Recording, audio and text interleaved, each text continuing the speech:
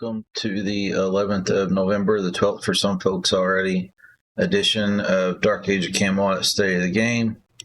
This week, got a couple of things for you. Got some event updates, my Prondr This segment where I talk about whatever's on my mind, I go over stats from last week as reported by Excedio, and then the link to my suggestions page.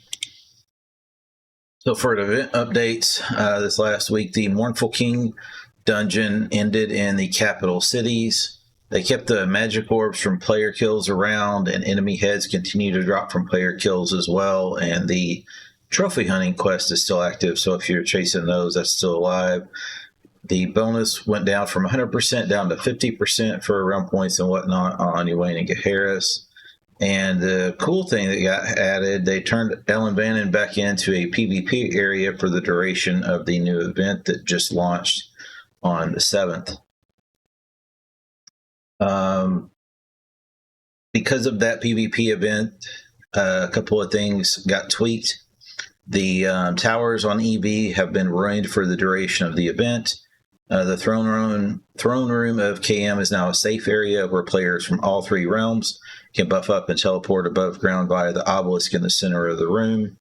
Players can teleport from the realm's relic town into KM's throne room via the EV teleporter NPC on the portal pad in their relic town. Trainers and associated NPCs have been added to the KM throne room, and a 25% realm point bonus was enabled on the island of Ellan Vannin as well. The PvP nature of the event means that players may create and join cross-realm groups. Everyone not in your group is considered an enemy and may be attacked. Chat channels such as Region, LFG, and Advice will be visible to all realms on EV only. Battle groups and chat groups will be unavailable in EV for the duration of the PvP event. Trading between realms is not allowed. Certain spells and abilities have been updated to affect home realms and will be reverted at the conclusion of the event.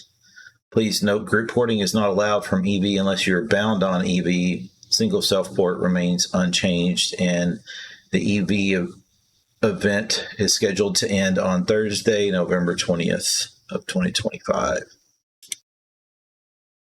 With the event are a couple of new quests. The first one is Blood for the Key. You slay 20 enemies while grouped or 5 enemies while solo.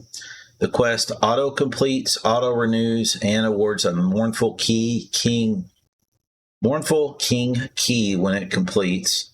And you will need space in your inventory for the keys because they do not stack.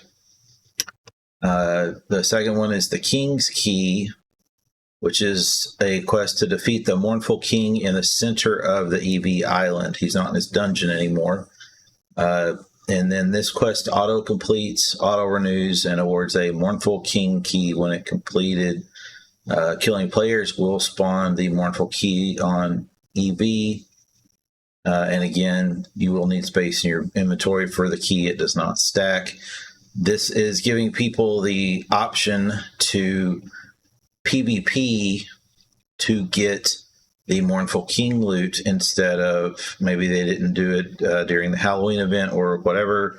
So it's a different take from Broadsword on how to get some of those new weapons that came out. Also, the Investigate Crystals. The crystals are back on EV. The crystals do not award Mournful King keys. And they also added a new thing called the Nevermore Ponies. On there, there are camps of Nevermore Ponies found all over EV. Slaying one will award realm points and a chance drop of a Mournful King key. But realm points will only be awarded for a group size of 5 and below. So if you've got 6 people or more, you will not get realm points in your group for killing the Nevermore Ponies. And that wraps up the event updates for this week. Up next, we're going to stumble through my idea that I've kind of been kicking around the back of my head on what we can do as players, not dependent on the game dev, just leveraging the tools that that we have disposed to us already, and what can we do. So it's no secret that Uwain has had a huge population decline over the years. Right now, on average, we're at sitting around somewhere of 3% of the population that New Frontiers was designed for. There have been a lot of people over the years that have said, well, it's too big, they need to make the zone smaller. And I hear you, and I agree. I like when they host the events that are in more consolidated areas and things like that. But we as players don't have to depend solely on the devs to make a change to consolidate action. Doesn't mean that Broadsword doing things wouldn't help, but I'm looking at this through a different lens as well. We as players cannot make the map smaller, but we can make the action bigger. Even with dynamic objectives, action can scatter across multiple zones. Solars, small groups, and Zergs often operate on different time frames and goals. And you see population peaks and valleys cause ghost town periods across the realms. My idea is more around what can we do to make the action bigger? That's the heart of what I want to talk about tonight on Prondr This, is the idea that we as players can create more action without needing Broadsword to shrink the map or rework the frontiers or constantly churn out events. Even though DAoC's design gives us objectives such as keeps and relics and EV, the reality is that our population just doesn't fill all of that space anymore. The fights get spread too thin. You might have one fight here, another fight there, and then go for hours without seeing anybody, and people joke about it being a horse simulator. Definitely having things from a event perspective kind of help focus action and give people a place to go. And that's kind of like the official way of the game saying, hey, go play here, go do something here. As far as solars and small groups and Zergs all kind of doing their own thing and moving on their own clock, it's all been part of DAoC's charm over the years. There's room for everyone, but it also means that we're not converging as often as we could, given the fact that we have such a low population today. So we end up with missed opportunities for conflict because nobody's fighting over the same objective at the same time. And we also suffer from the people that just don't want to fight at all and will Wilson, but that's a whole other topic that I'm not going to squirrel away onto tonight, but I did want to acknowledge the fact that I do know that that's a problem. And of course, population spikes and dips make it worse. Prime time, if you will, can feel electric, and 2 hours later, the same zone feels like a ghost town. Prime time is a term that gets tossed around a lot, but it's not really that well defined anywhere either. And those dead hours make the world feel huge and emptier than it really is. If there really is somebody logged into NF and there's just no way to find them because of the way people are playing the game, that's something we can do something about as players. So the problem is less about the map and more about the dispersion of the players.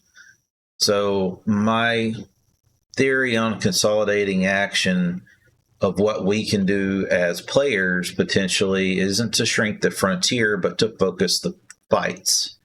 And that's where player-led coordination comes into, and that's what I'll get into next. So for consolidating action, there is a potential player-led solution if people actually want to engage on it. And I'm not saying this is the only way this could be solved. This is just me being one of those people that I cannot stand it when somebody said, hey, your shit stinks, but I don't bring you a way to fix it. So this is my initial take on a pitch of maybe something we could try differently. So, and this is all about player agency, reminding everybody that we don't need a patch or a dev event to drive action. The reality is that we as players control where and when the action happens more than we realize. If we stop scattering across the map and start rallying together, even just 1 or 2 consistent nights a week, things might feel a little more alive. It's about creating predictable hotspots so players know where to go for fights. Things like 8v8 drafts, Friday night sieges. I've seen some call to actions go out from people in Discord, throwing down, hey, meet me here type of a challenge. They all shape population movement. And players will naturally gather where they expect others to be. But we as players have to set that rhythm for the action to follow. We can't just bitch that there's nobody to fight and log off. That exacerbates the problem. We have some community tools available to us that are a lot better than what we had ages ago, when if you weren't in game, you couldn't really talk to anybody. Realm and guild leaders, Discord chatters, and even streamers can coordinate together to sync timing on what they're going to do. Put out a ping in Discord. People can literally put schedules on Twitch for what they're planning to do. And that's not just noise, it's how you build momentum. And so if everybody knows, hey, at 9 p.m. Eastern, we're going to EV and we're going to go 8v8, you actually have a chance of people trying to plan for that, actually trying to make it happen. We've actually seen during this event 8v8 drafts reemerge for the first time in quite a long time on UAIN. There were multiple drafts over the weekend. That wasn't something that Broadsword said, hey, go do drafts. The players organized it themselves. And something as simple as, like I saw Evil Jen put out messages in Discord all over the place, spamming, trying to get people to coordinate and come play. Stuff like that, if it's in advance, gives people something to actually pay attention to and kind of clicks that box in your mind of, hey, maybe I could actually log in this Friday night at 9 or whatever the case may be. So a consistent schedule can multiply engagement simply through predictability. And that's, I think, one of the biggest problems that we have right now is not about so much new code or mechanics or balance. It's a lack of player consistency. And right now, you can't really tell by the pulse of what's going on if there's going to be action at a given place at a given time. Predictability builds momentum, and momentum builds population. And right now, that predictability is gone. So many people that play the game have taken breaks, quit, moved on, whatever the case may be. You still got hero logging in to do hero things, but that's about it. And I'm not trying to suggest that somebody needs to step up and be the next Zerg leader, but it's not beyond the realm of possibility to pop into the Discords that you hang out in and say, hey, if we wanted to meet up and try for a small man or whatever, or maybe, hey, let's schedule a pug and see what happens, and give people some predictability about it. That's something that we don't really see right now.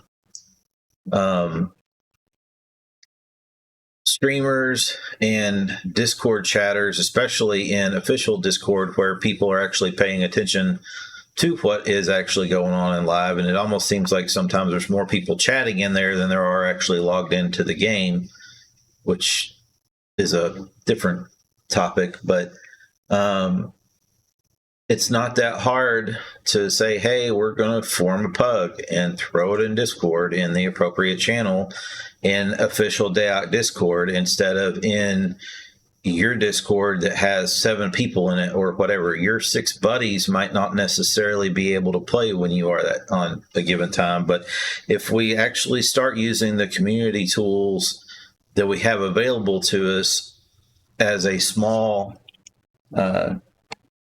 population, we would see better results. And right now we don't really see the official DAoC Discord leveraged very well at all from that perspective. And that encouragement, it's less about leadership in the traditional sense of being a Zerg leader or whatever.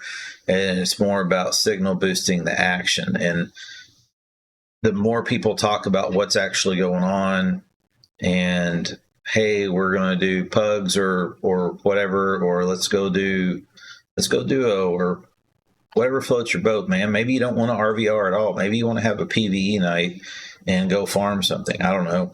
But we really don't do a good job of that right now as players of communicating what we're actually trying to do in a public forum where people that are interested in playing. This isn't about the people that are playing shards or whatever. This is about the people that do actually give two shits about wanting to play on Ewayne.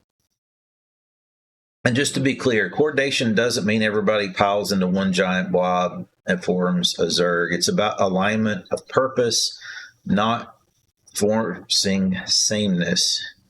We can have multiple play styles, solo, smallies, stealthers, Zergs, whatever, all coexisting in that same time window so that things start to feel alive again. And part of it's also because most of the players of this game have been playing it for 20 plus years. We've all got kids or grandkids or jobs or places to be, things to do. We're not in high school or college anymore playing till we can't. You almost need appointment-based gaming for the target audience that is the Ewayne customer of November 2025. So if we want bigger fights, we've got to start showing up together. And the simplest, most powerful fix that we have for that is to actually log in at the same time. And you do that by advertising it and keeping it consistent. Even a handful of dedicated players can light the spark that grows into more action. Right now, you will hear people discuss things like prime time for EU, prime time for NA. You might even hear people joke about Asia or Oceania or whatever. That's great. People kind of assume that other people know what prime time is or what it means. It's not written down anywhere. There's no schedule. And so especially for returning players, new players, or people that just brain fart and forget about what's going on later today, not having it written down anywhere of, hey, prime time for EU is blah, blah, blah to whenever, and prime time for NA is blah, blah, blah to whenever. And we might have another later in the night thing for, like, for me, I'm West Coast US, so I'm not logging in at NA prime because half the time I haven't even gotten the kids home from wherever they are.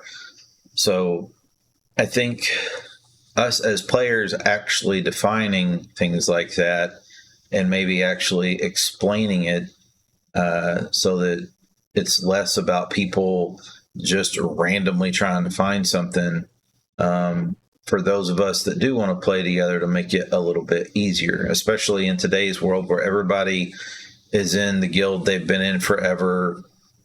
Discord is primarily how folks communicate. It's a whole lot less about logging in and seeing a guild full or even an alliance full of players. We kind of have to use Discord, I think, more than we even do now. I think people do it for the friends that they already have. I think we need to open that aperture a little bit more.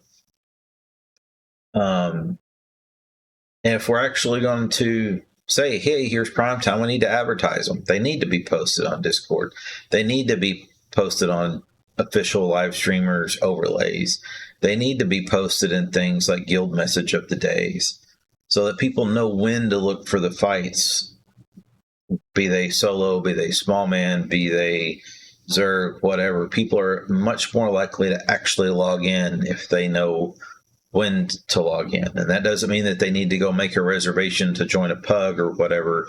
Just advertising, I think, is something that we're missing right now. So from a people that care about the game, I'm assuming that if you're listening to this or watching this, that you have a small chance of giving two shits about playing on live. And if you do, think about what's one thing that you could do in the next week to bring somebody else to a fight. Whether it's pinging your buddies on Discord, streaming, showing up to somebody else's stuff, texting your old buddy you used to play with, just something. What can you do from a player perspective to potentially get somebody to want to come try to play again? We can't control population size. We can control energy. The more predictable we make that energy, the bigger our action gets.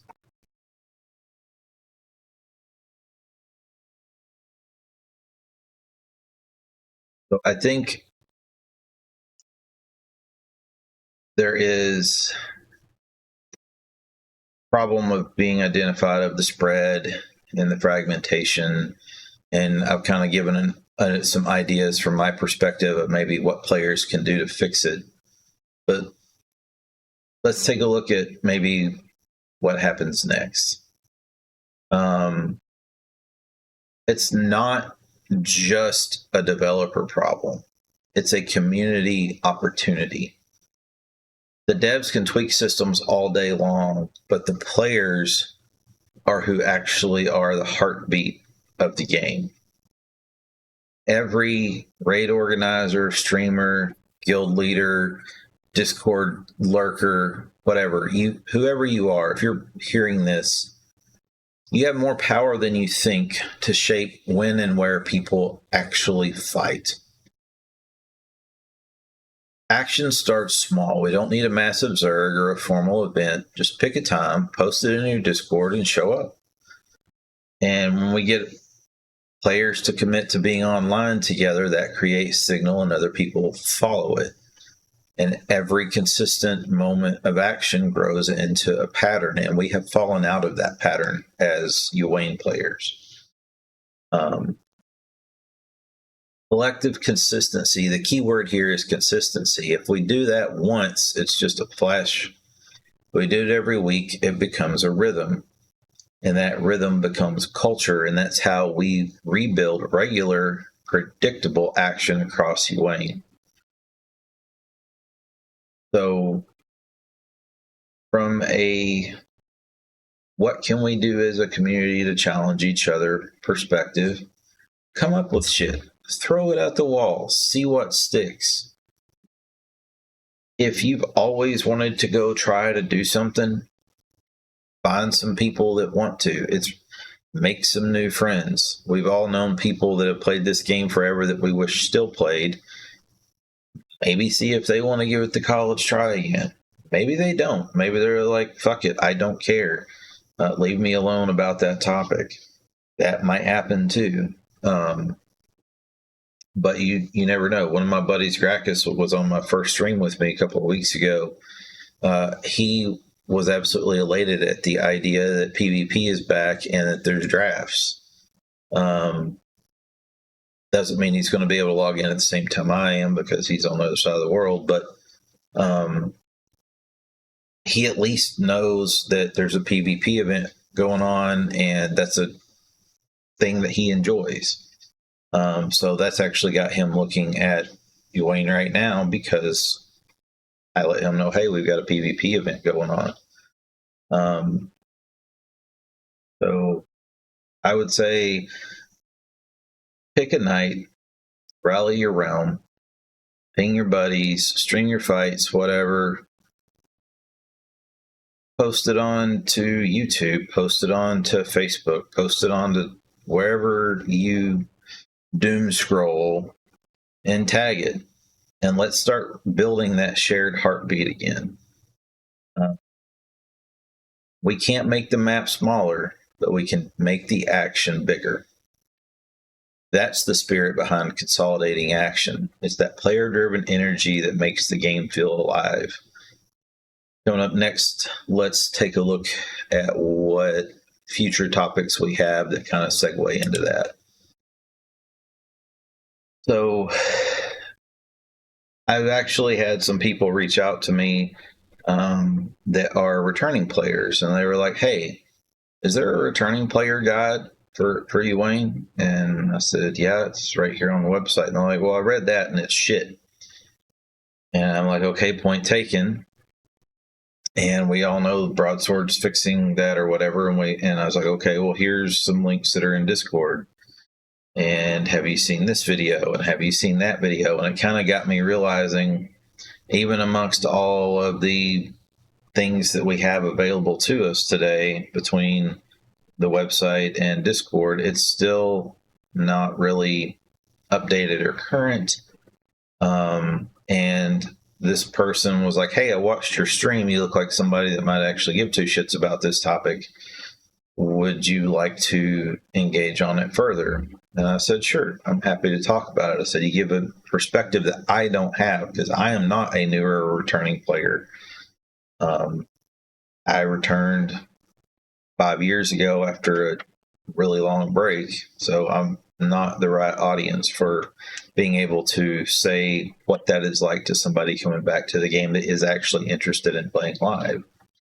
So that person is tentatively scheduled to be a guest on the stream next week, and we're going to go over a couple of things between the returning players guide, the gaps that are in it, but also something that I thought was cool was they want to talk about what's keeping new and returning players from sticking around from their perspective, not just somebody feeding you a wall of bullshit on Reddit saying go play a shard, but actual feedback on people that legit want to play live. What is keeping them from sticking around? Thanks for the follow, Ghost Wolf. You set off the disco lights. Appreciate it. So I think that will be an interesting conversation next week. And then another topic that came up out of that is, what do I need to actually do to be ready for RVR on Ewain? So don't know which of these I'll get to next week. Probably not all of them, but those are ideas that have been submitted for future Prondr This topics.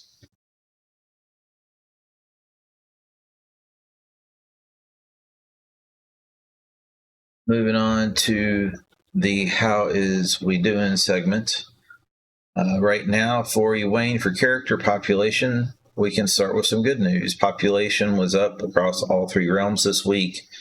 Again, this is not a player count. This is a character count. We do not have a way to count actual people, just individual characters that play the game. These are level 50 characters, by the way. This is not taking into account anybody lower than that. Based on the way Excedio.net/Herald collects data. So this is actually the strongest week-over-week gain we've seen since midsummer. Population in total jumped nearly 30% overall, adding more than 400 characters played compared to the previous week. Every realm participated in that growth. It wasn't just one realm spiking, it was a server-wide surge. Albion continues to hold the top spot with 753 active characters played, up almost 29%.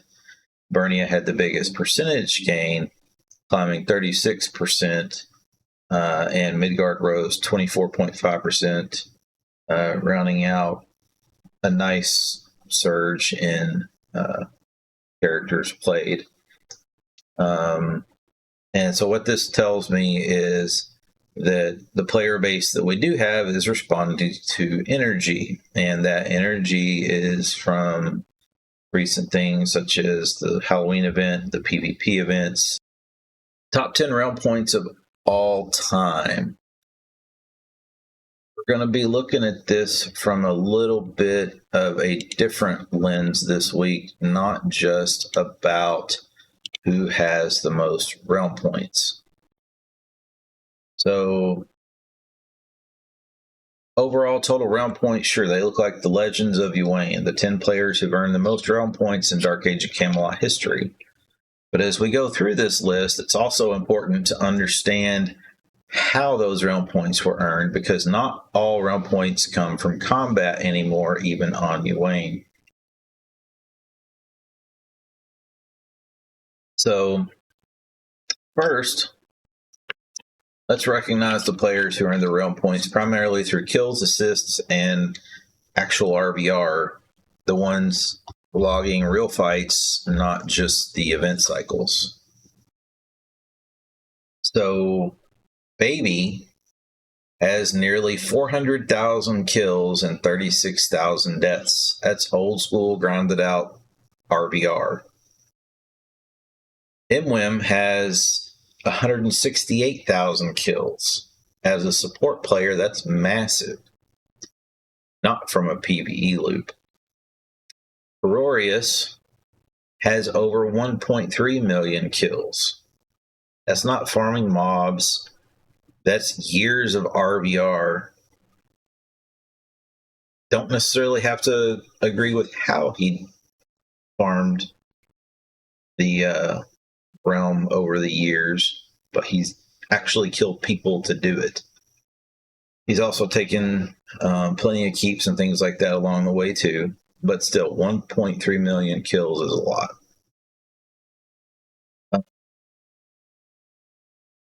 Raven Throne,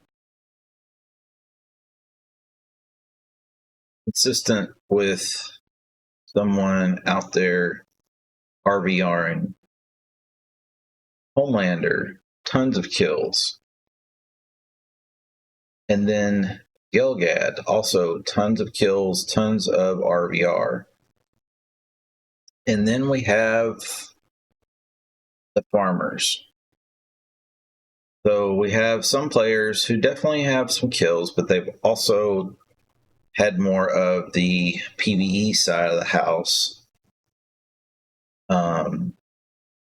that has come up over the last year or so. And so you get number one at Zonia with 862 million realm points and 7,000 kills.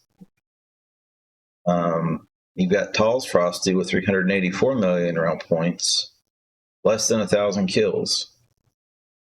FYI has 509 million realm points with 25,000 kills. Still a very high efficiency of about 20,000 RPs per kill, but definitely benefited from some of the modern event reward structure as opposed to their first lead up. And so it's not just about who fought the hardest or even who stuck around the longest. The PvE-driven rewards have changed the way that RPs accumulate. And it's not criticism, it's context. It reflects the way that DAoC has kind of shifted from a fight to earn to a participate to earn mindset on Ywain. And understanding that helps us interpret what the top 10 all-time really means. Every name on this list represents dedication, and some fought for almost every last one of those realm points on Battlefield, but others earned it through event participation and persistence. But all of them define what Ywain looks like today.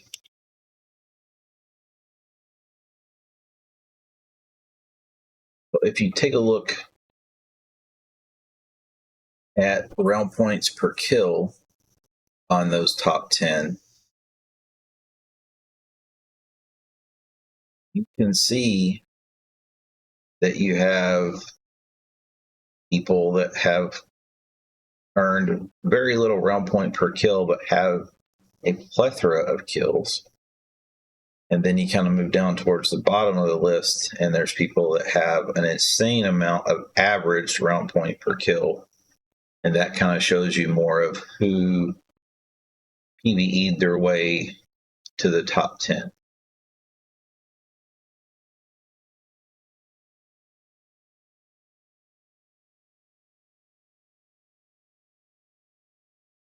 We look at top 10 realm points of last week.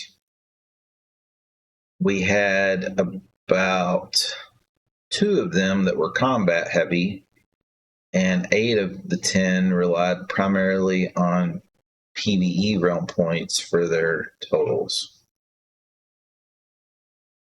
So overall, coming at number 1, Blepharite had 12,000,000.6 realm points on a realm rank 12 below Minstrel. Number 2, Certex had 10.7 million realm points on a realm rank 1207 Berserker. Number 3, Shromers had 8.1 million realm points on a realm rank 1204 Animist. Number 4 was Sweaty Staff with 6 million realm points earned on a realm rank 13 Mauler. Number 5 was Broya with 5.7 million realm points earned on a realm rank 11 L3 Spirit Master.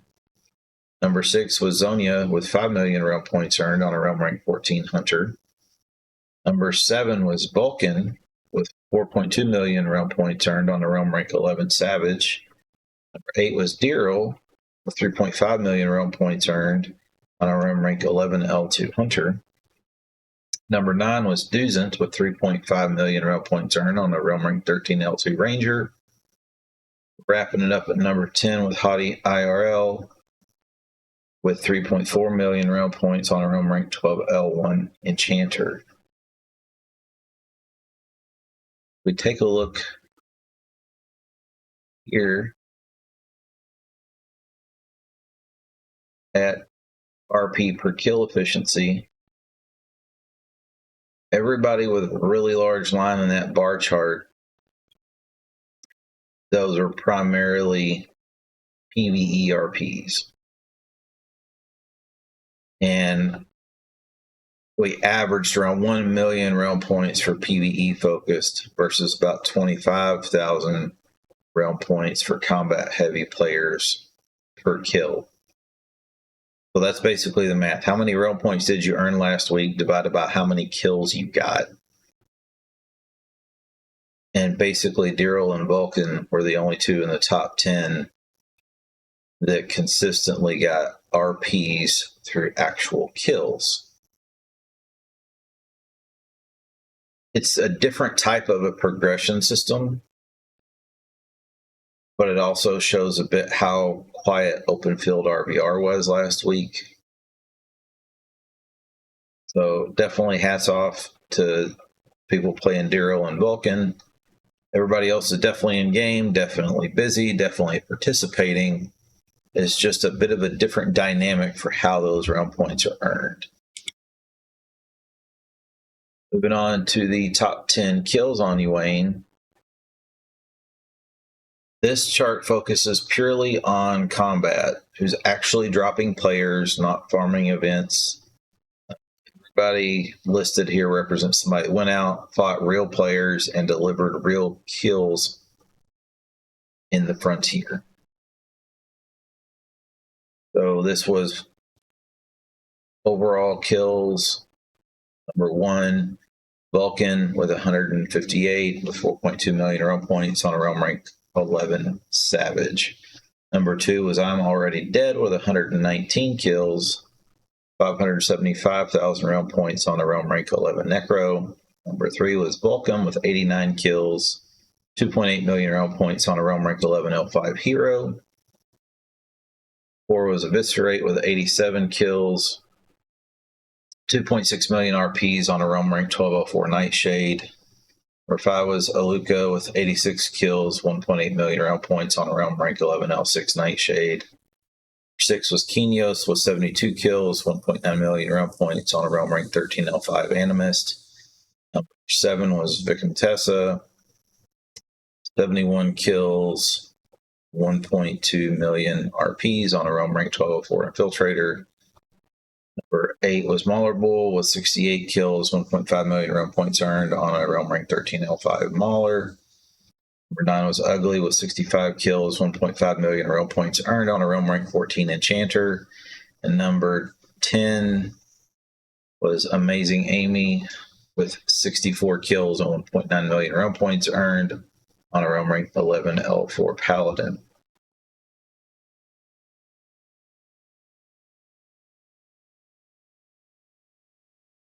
Seeing a pretty healthy balance here this week. Some stealthers, casters, melee, and support.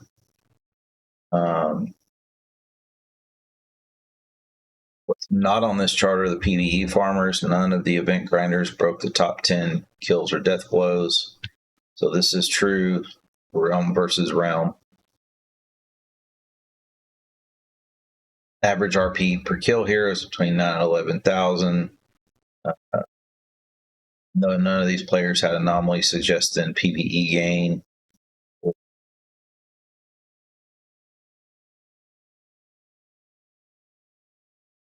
Inflation. Next, we have top 10 death blows. Coming in at number 1, we had Vulcan with 158 death blows with 4.2 million realm points earned on a realm rank 11 Savage. Number 2 was I'm Already Dead with 119 death blows, 575,000 realm points on a realm rank 11 Necro. Number 3 was Vulcan with 89 death blows, 2.8 million realm points earned on a realm rank 11 L5 Hero. Number 4 was Eviscerate with 87 death blows, 2.6 million realm points earned. Realm rank 12 L4 Nightshade. Number 5 was Aluka with 86 death blows, 1.8 million realm points earned on a realm rank 11 L6 Nightshade. Number 6 was Kenios with 72 death blows, 1.9 million realm points earned on a realm rank 13 L5 Animist. Number 7 was Vicomtessa with 71 death blows, 1.2 million RPs on a realm rank 1204 Infiltrator.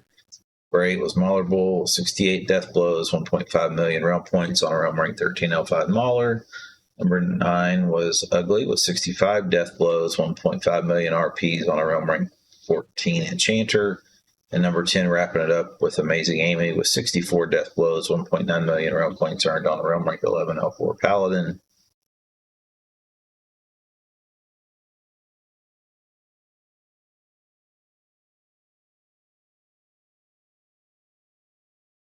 A lot of overlap here with the top kills chart. Almost identical names, almost identical ordering.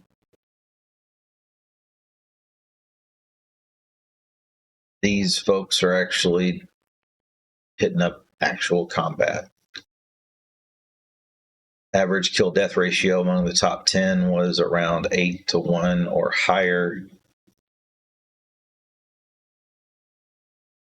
CRP kill efficiency in that range, you know these people are out there actually fighting, not just hunting for doppels.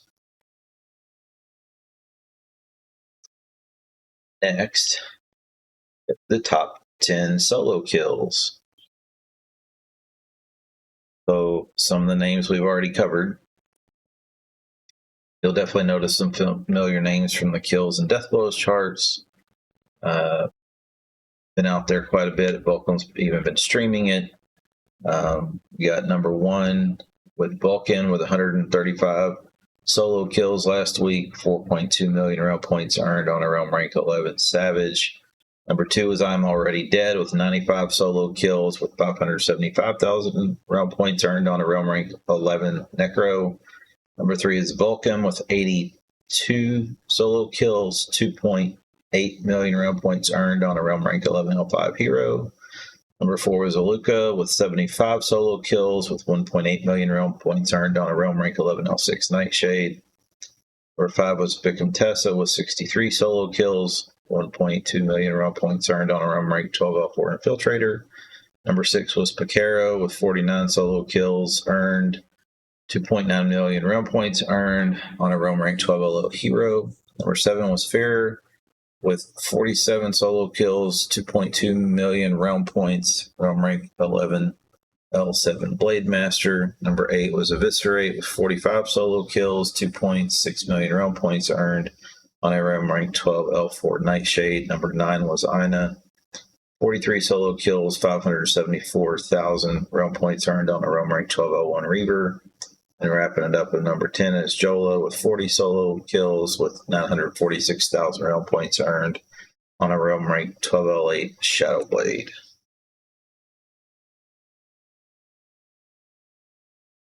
Average realm point per solo kill was around 27,000. Average kill death ratio across the top 10 was 4.5 to 1. Stealthers made up 40% of the list, tanks were 30, and hybrids were 30.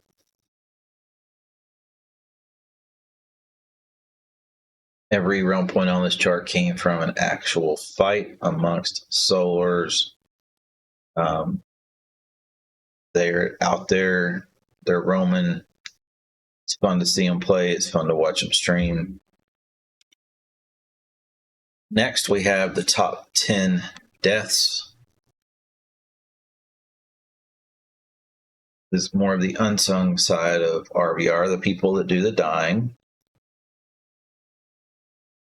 It's not just a list of who got flattened the most, it's a pulse check on activity, because they all actually went out and bought something. And if we take a look at the stats on them when we dig into kills versus realm points, the difference gets pretty loud. People like Vulcan, Dero, Fear, Frax, and Chatplat are out there earning it, but they're dying a lot. They also had 100 plus kills in some instances in the same week, but they're out there driving real fights. Then you've got the other end of it where you have high deaths and low kills. That's not frontline combat. That's event-driven RVR. When you have 79 deaths and just one kill, like Ekanusa, that's not RVR. That's more like a work order. I'm not really sure what that person's doing. You look at the stats on Excedio for realm point per death ratio. Vulcan and Dero are over 30,000 realm points per death. The lower end, we're sitting closer to around 8,000 realm points per death. Then you had Chatplat, who had 78 deaths, but 2.2 million RPs. Kind of an interesting dynamic on that particular healer.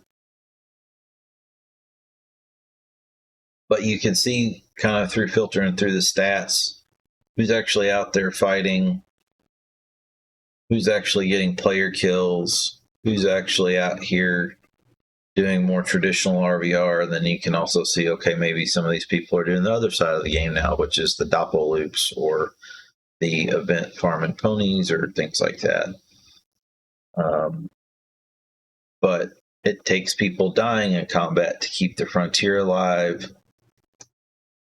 If we want bigger action, we need more of these earned deaths and fewer of the padded ones. Up next, we've got Ewain's top 10 guilds of all time. This list has not changed from last week, but there has been an increase in realm points from some of them. One is Legend from Albion. Number 2 is Peter the Valds from Hibernia. Number 3 is Asatruar from Midgard. Number 4 is Barons of Brutality, also from Midgard. Number 5, Legendary Angels from Midgard. Number 6, Chaotic Incarnation from Midgard. Number 7, Fellowship of Albion from Albion. Number 8 is Shadow Brothers from Albion. Number 9 is Last Line from Midgard. And wrapping it up at number 10 with Upon a Pale Horse in Albion. And again, this is the top 10 realm point holding guilds. And some of them, we take a look at the math, have been around for a long time, earned a lot of those realm points from traditional RVR. Them have had a lot more related to the events over the last year or two to push them up towards the top.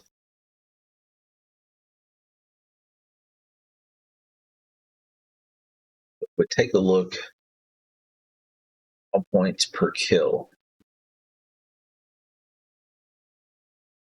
A high realm point per kill ratio actually points more to the PvE earned realm points, not pure combat. So you're going to see guilds like Legendary Angels and Fellowship of Albion show a blade efficiency because much of their realm points came from the non-RVR traditional rewards, whereas guilds on the smaller end like Barons and Hewter, their realm points were earned more traditionally through player kills, keep takes, things like that.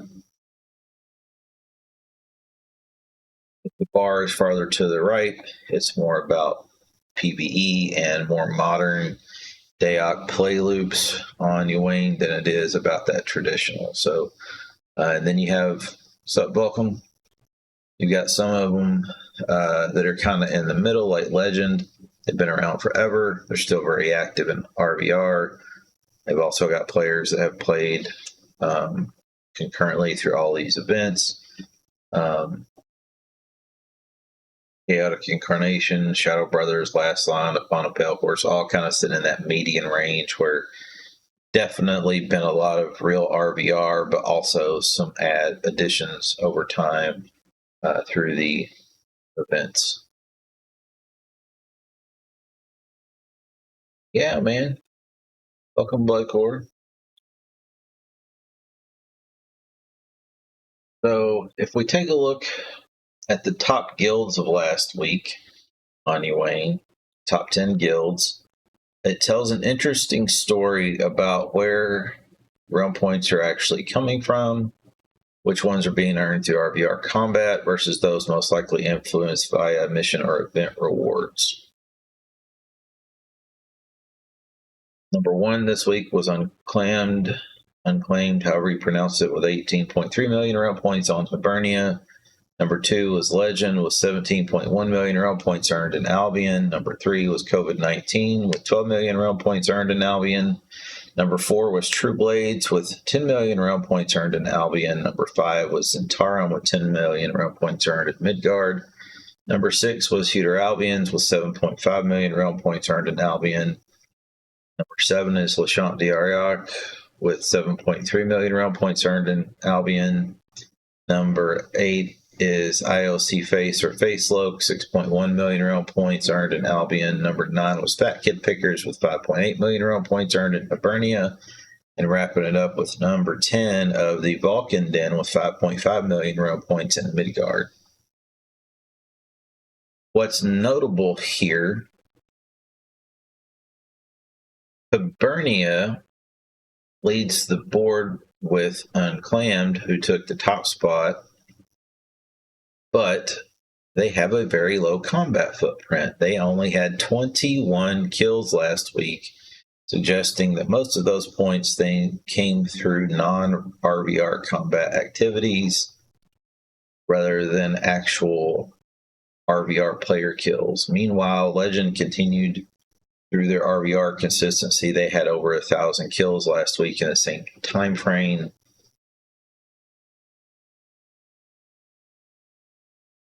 The contrast between earned and generated realm points continues to highlight the modern mixed ecosystem on Yuan, where some guilds thrive on combat, while others capitalize on structured PvE progression loops.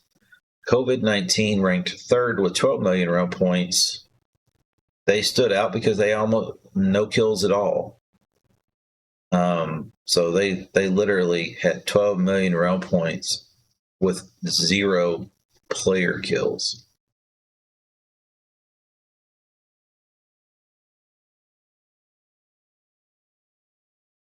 True Blades and Lashant DAoC saw the strongest balanced RVR profiles for Albion, each posting several hundred kills with stable realm point ratios. Both remain examples of how guilds can earn placement through consistent fights instead of mission stacking. Zentarum and the Vulcan Den on the Midgard side, Zentarum had 10.7 million realm points from 4 kills.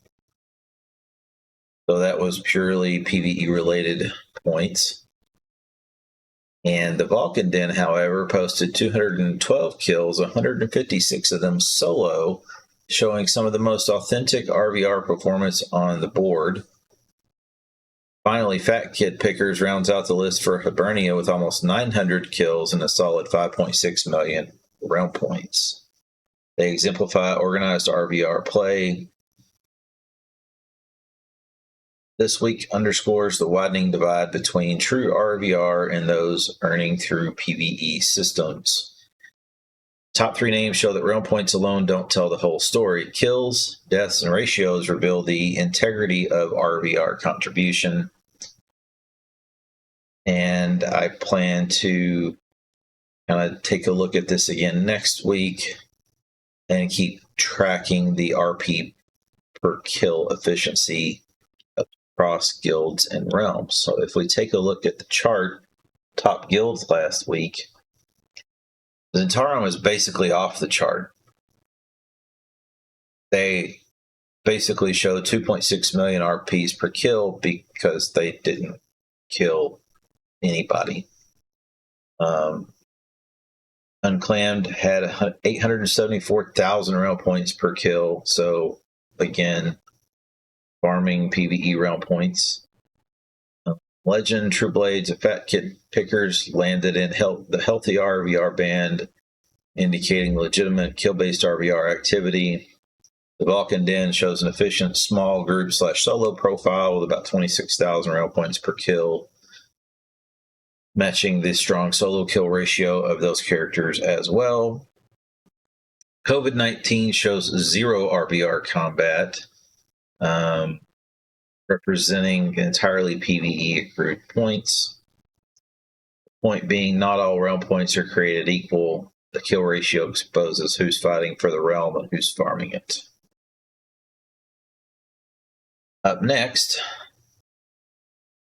the actual PvE server, Gaheris, top realm points last week. Number 1 was Baseland with 188 million realm points earned on a realm rank 14 wizard.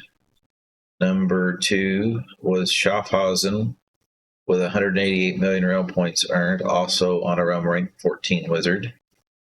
Number 3 was Graubünden with also 188 million realm points earned on a realm rank 14 wizard. 4 was St. Gallen, also with 188 million realm points earned, also on a realm rank 14 wizard.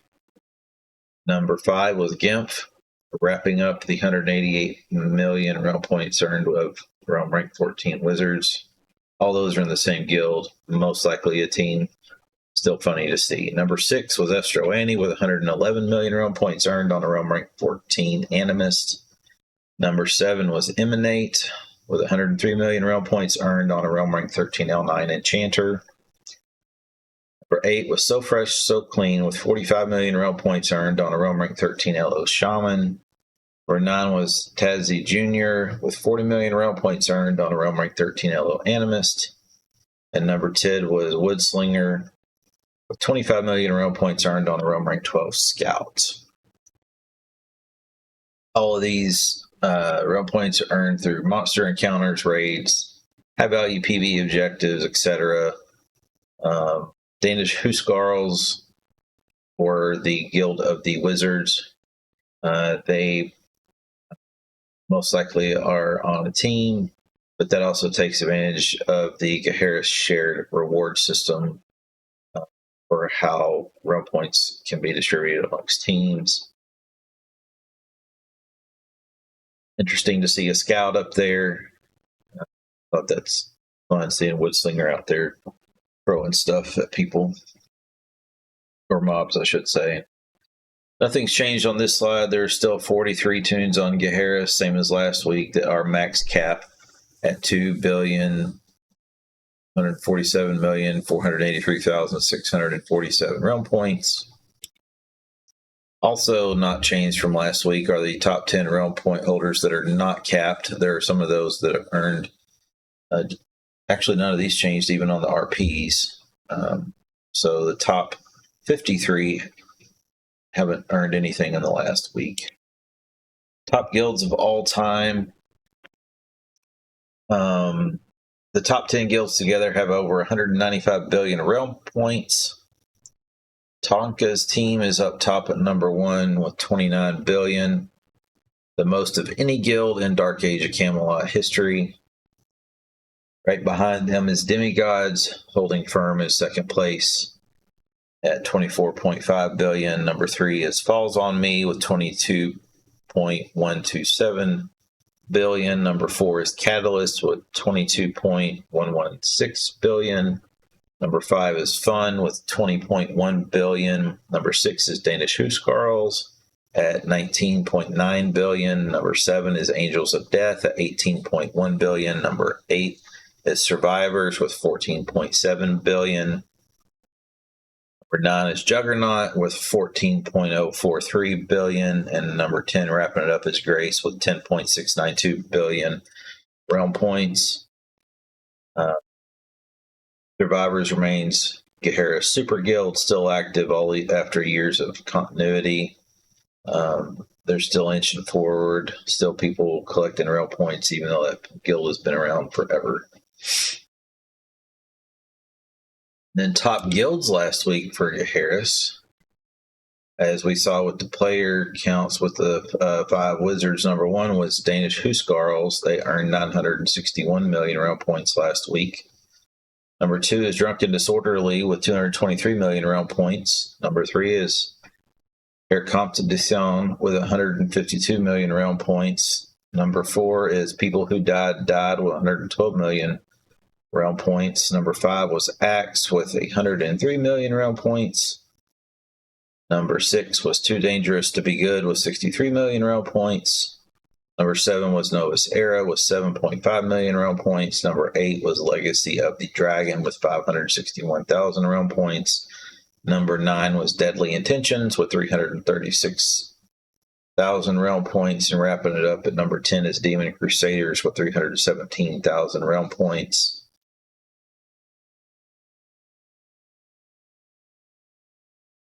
Cool to see people still enjoying playing there. It's a very niche server, but people have fun. They enjoy it.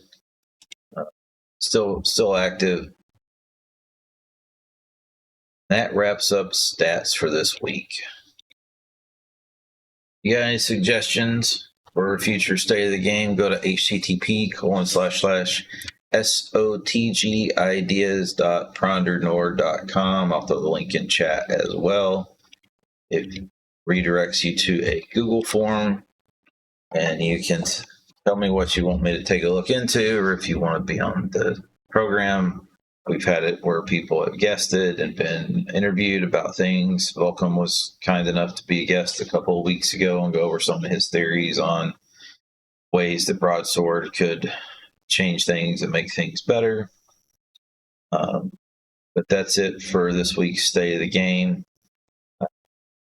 Drop me a line. Let me know if in Discord or whatever works for you. I don't really care. Every episode happens because of community input.